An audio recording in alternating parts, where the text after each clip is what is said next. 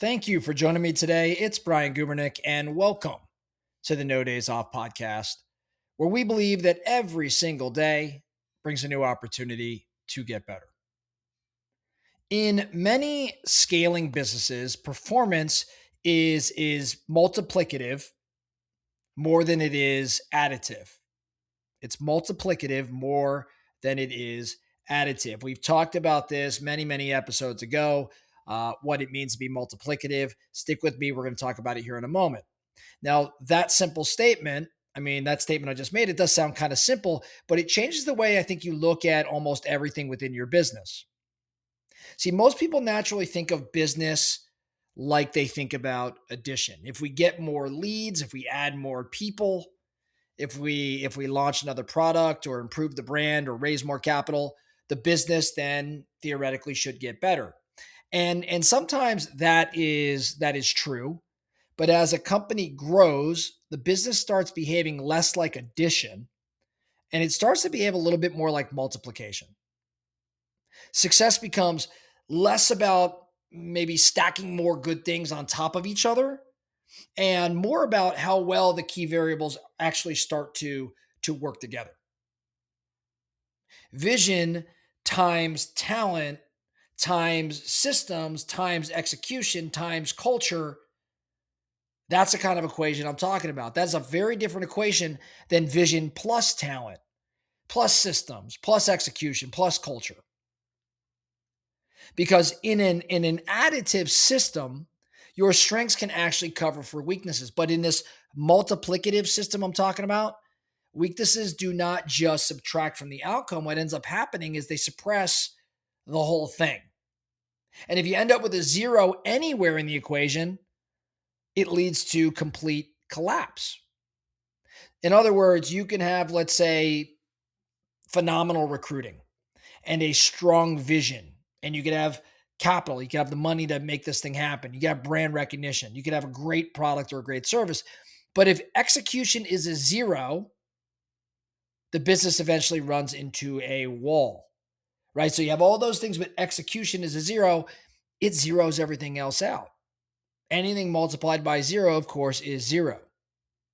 You can also have phenomenal sales and great marketing and a huge lead flow top of funnel. But if fulfillment is terrible, the business is still very much in trouble. In fact, more sales may only make the problem worse because now you are sending more customers into a totally broken experience. This is why small weaknesses in scaling companies can actually become pretty catastrophic. In smaller businesses, you can often overpower weakness with just sheer effort. You jump in as the leader or as the founder, or a few high performers carry the load. The relationships can cover for some bad process, or urgency, hides the dysfunction that's actually occurring. But as the company scales, the math starts to change. Weaknesses that used to be just annoying, they end up becoming very limiting. Weaknesses that used to be hidden, start to become more obvious. These weaknesses that you were able to manage at one time, they start to become really expensive. And this is why I think the best of the best obsess over constraints. They're not asking, hey, why are we strongest or where are we strongest? They're asking, where are we dangerously weak? And I think that question really matters because in a multiplicative arrangement, in a multiplicative business, the floor often matters more than the ceiling. Let me explain. A business with a product that we're going to say is rated an 8, 1 out of 10, it's an 8, and leadership's an 8, and recruiting's an 8, and culture's an 8, and execution's an 8. That business may outperform a business that actually has a 10 in vision and a 10 in sales and a 10 in marketing, but a 2 in operational backbone. And that's how the multiplicative system sort of works. See, in that example, or the example I just gave you, the second business may look more exciting from the outside, the 10 in vision and 10 in sales and 10 in marketing. It may actually have more buzz and more attention and more obvious upside, but the first business is healthier. And over time, healthy is usually what's going to end up winning. This is where I think founders often misdiagnose the problem. They think they need more leads when the real issue is conversion. They think they need more people when the real issue is accountability. They think they need more capital when the real issue is margin. They think they need more meetings when the real issue is trust.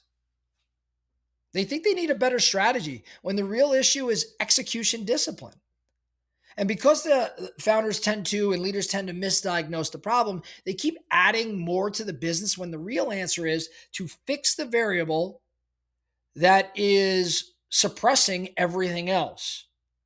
One low performing variable in that flow of things that I'm describing can neutralize all excellence in the other areas.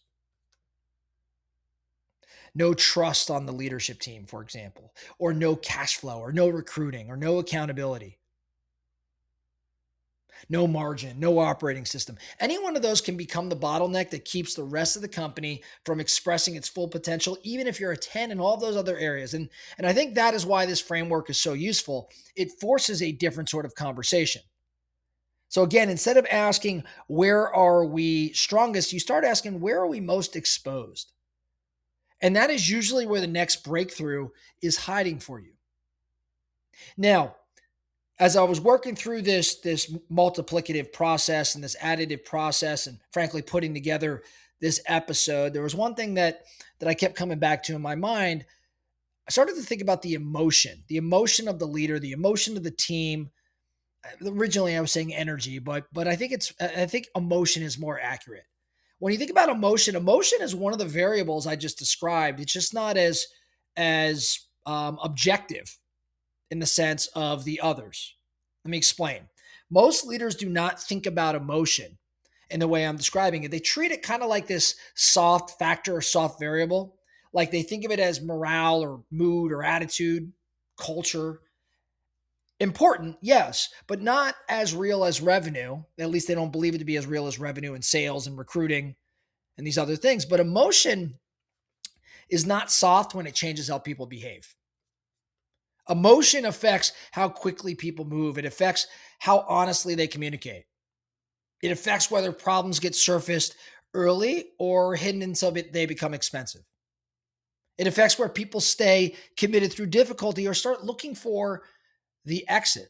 So while emotion may not show up directly on a P&L, it influences nearly every variable that does.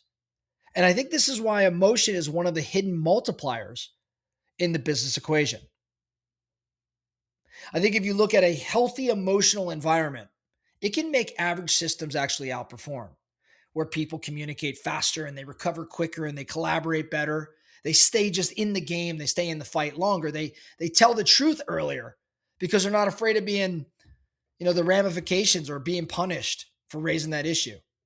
They take ownership. They take accountability because the standard is pretty clear and the environment is not one built on fear. Now, the opposite would be an unhealthy emotional environment.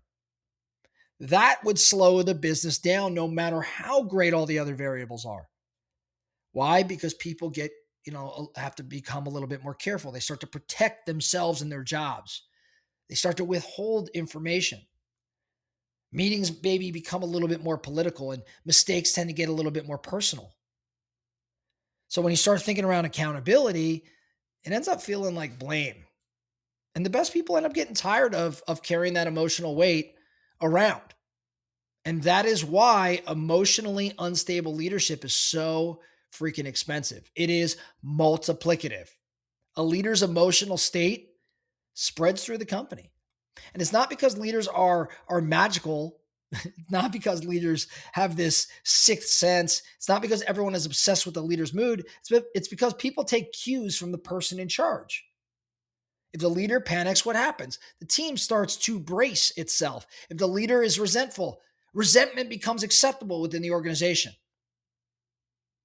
If the leader is calm and clear and appropriately urgent, the room tends to organize around that.